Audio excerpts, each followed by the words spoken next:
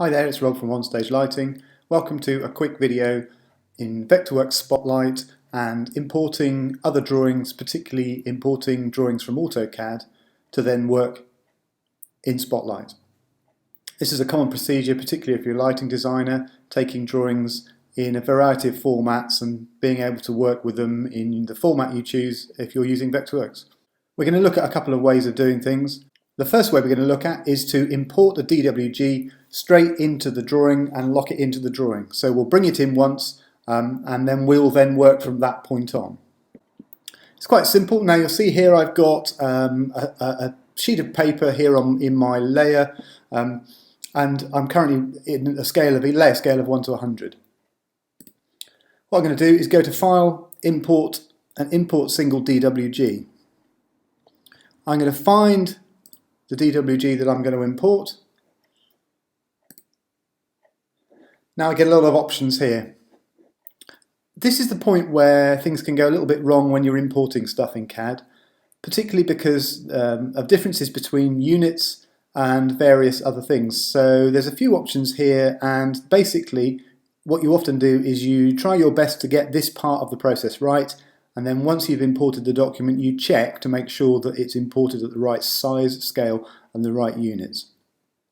In this case Vectorworks has decided that the file format must be in millimeters, 1 unit to 1 millimeter. I could have changed the Vectorworks units to match, but actually I've already got my Vectorworks set to millimeters. And also there's an option here of what we can do with the model space. Just for this particular version we're going to fit it onto this drawing at 1 to 100. Obviously you could change that. There's lots of other options here as well. You can have a look at those. The more you know about CAD, the more sense that will make to you. But let's have a go anyway. So it takes a little while, and then we're all good. You can see we've got a theatre drawing here, and they're individual lines, polylines, various things. So we could actually work with that and draw that. Now the first thing I want to check is I want to check that this has imported at the right size. So I know what I'm going to check because I have a given dimension. Now the dimension that I know is the width of the length of the LX bars, and I'm going to check those using a constrained dimension. Just going to make sure I snap to the right point on it. So I'm going to put a constrained dimension in. Now I've created the dimension and clicked, but it seems to have disappeared. Now if we look over here on the navigation palette, we'll see a few interesting things. The first thing we'll see is that in with the DWG has come a lot of layers and things, most of which are all turned off. And there's quite a lot of different elements to it and stuff, and there's probably loads of things that we don't want in here. When you import DWGs, you often find there's lots and lots of layers you don't want. The thing I also noticed is the dimension layer is turned off, so let me just try turning that on. And you can see now that the 12 meters has actually popped into the drawing. So at the moment all the other layers are turned off, and this is come in, the layers in AutoCAD have come in as classes. There's two now design layers. One, this layer here, which is the AutoCAD DWG on this, the layer 1. On the next layer is the design layer we're working on. So the AutoCAD layers generally come in as classes. So at least we found that dimension and we know that this is right. Now what we can do is tidy this up, move things around. We can also check the layers, specific layers things are on, and change them if we want to. Now the second way to import a drawing, in this case a DWG, is to import it, rather than importing all the data as a fixed entity and then dumping it into your Vectorworks for editing, you can import it in order to see the latest version of the DWG and use it as part of your planning and drawing without it actually becoming part of the file itself. In CAD that's referred to as a reference, and basically the file, the Vectorworks file, refers back to the file, the original file, and any updates that happen to the original file are then eventually updated back into Vectorworks. So maybe a piece of scenery has changed or something has changed, and that references back to the DWG. In the past I think there was issues with Vectorworks referencing DWG format as opposed to referencing from a Vectorworks format, but I have a feeling that's all been sorted out now. So the way to create a reference, there's different ways of creating a reference, but I'll just show you one way. If we go into the Tools and the Organisation tab, it will probably open up in Classes. Now if we look all the way along to the end, we'll find References. And what we're going to do is we're going to do New Reference. That'll open up a dialog box where we can go to our particular file. So in this case we're going to pick a DWG file, hit open, and then you'll see that similar options appear as when we're doing the normal DWG import. I'm just going to go 1 to 100 here because I know that my drawing is 1 to 100. So I don't want to fit to page because it might squash or squeeze the drawing in, and I know that I'm working, this current version is working 1 to 100. So let me just try and see what happens with that. Import there.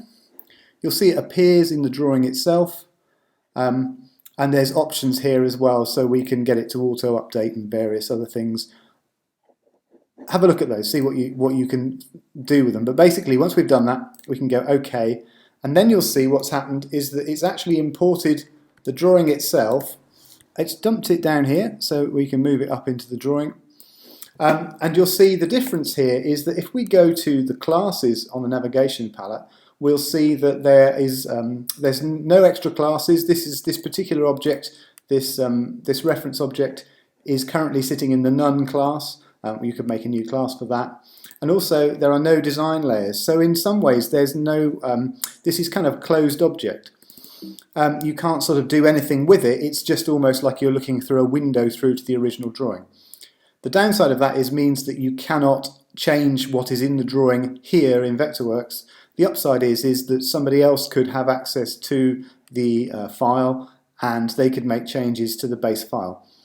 Which of the two versions of DWG importing into your drawing very much depends on how you are going to work. But it has a simpler version in terms of what it brings into the drawing, because it doesn't bring all the classes and all of the other stuff with it.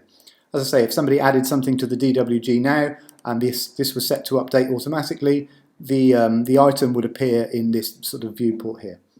Okay, the third way we're going to look at bringing in another drawing into our Vectorworks document is a simple PDF, a PDF underlay which we can then use to either use as part of our drawing and or to trace over the top of it. In that case, we just go to Import again, down to PDF, find the PDF we're going to use, any of these will do. Choose the pages, this one has only got one page anyway. And you'll see what that's done is brought in this PDF object, which is up here. It's currently in on the None class, but you would create a new class for it to go into. It's on a design layer. You could always put it on a different layer if you wanted to. The cool thing here is that you could put it in here so that you can trace from it. So if I use Snap to Geometry here on the object info, I can then use the geometry of the PDF to actually trace out some things. So maybe you would need to trace a few shapes and bits and pieces, either to extrude them into 3D or to then edit them. Obviously you can't edit the PDF itself, but you can use the information on the PDF to trace real lines, rectangles and stuff. The only thing to make sure, obviously when you import this as a PDF, you're importing it may be to scale already. This particular drawing is scaled 1 to 100 A4. So you don't really get any options as to how accurate that is, particularly if the PDF hasn't been made terribly accurately in the first place. So just need to be a bit careful. This method with the PDF is quite good for quickly drawing up lighting plans using the Vectorworks tools on top of an existing PDF, where maybe the scale, exact tiny details of the dimensions and the scale don't matter that much. Hope those three have been useful for you, and I'll see you soon.